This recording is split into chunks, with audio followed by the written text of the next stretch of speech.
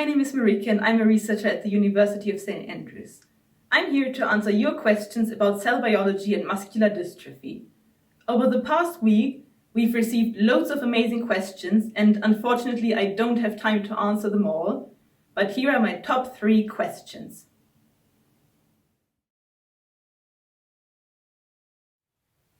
Jamie asked, do we have different numbers of cells or do they grow as we grow? That's a really good question. On average, a human body contains 37 trillion cells.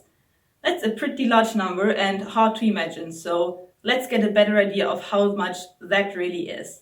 If we had 37 trillion seconds, that would amount to over 1 million years. That's lots. But as we grow up, the number of cells changes. The cells don't grow with us, but we simply produce more cells. So basically, our taller friends have simply more cells than we do and not just larger ones. Throughout our life, not all of those cells will always be with us because cells can renew themselves. For some, that takes a few hours or a day or two. For others, that can take years or our whole life.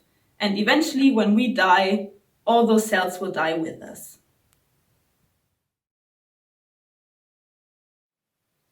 Henry asked, what is the coolest thing you use in the lab?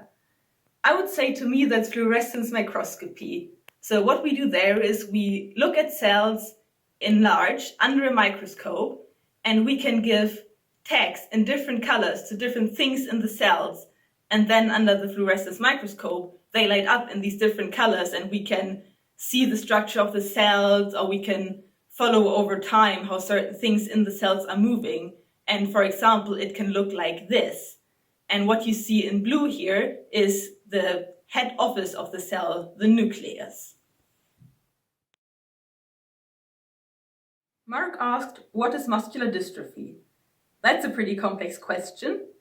So first of all, muscular dystrophy is not just one single disease, but it's a collection of diseases that have a variety of causes and symptoms, but they all share one common feature: weakness of muscles that often gets worse with age. I study a type of muscular dystrophy called DM1, and I'm going to explain in more detail now how this is caused. First, let's look at healthy cells. You can picture your cell as a restaurant with all sorts of staff around: waiters, cooks, kitchen helpers, and so on. In this restaurant, there is also the head office, the nucleus, which we just saw in the picture from the fluorescence microscopy in blue. The head office holds the master recipe book for all the dishes that can be cooked up in your cells. Those dishes are the proteins, and the individual recipes are your genes. If now a certain dish gets ordered, this gets passed on from the kitchen to the head office, and the staff in the head office make a working copy of that recipe requested and hand it back out to the kitchen where the dish is then cooked up. All is fine. In DM1, one of these recipes, a gene called DMPK, has an error. It's like one ingredient is repeated over and over and over again. So when this dish is then ordered, a working copy gets made from the recipe. However, this working copy doesn't get back into the kitchen then. Instead, the staff in the head office start tending towards this working copy, trying to figure out what's wrong basically. But because they're occupied with this, they start neglecting their other tasks.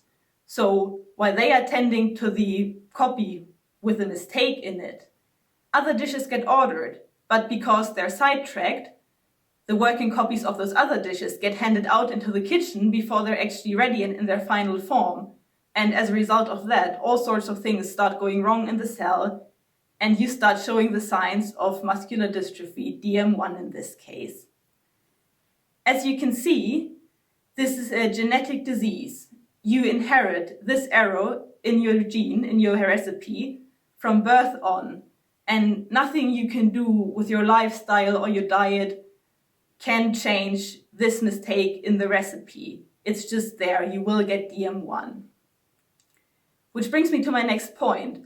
Unfortunately, there is currently no cure or no prevention treatment available for DM1, but researchers are working on a variety of approaches and some do look quite successful. A really hot topic currently in the media is gene editing. Why do we not just change the recipe book? This is what scientists are trying to do, and they've made some great progress, but the technology is still in its baby shoes and not quite ready for application yet. But I'm sure we will see some breakthrough soon. I hope you all enjoyed these answers. If you'd like to learn more about muscular dystrophy, why not check out Muscular Dystrophy UK here. Next week we'll be answering your questions about Greek archaeology. If you haven't already, send in any questions about Greek archaeology to this email address or post them in the comments by Friday the 15th of May. Thanks for watching. Bye!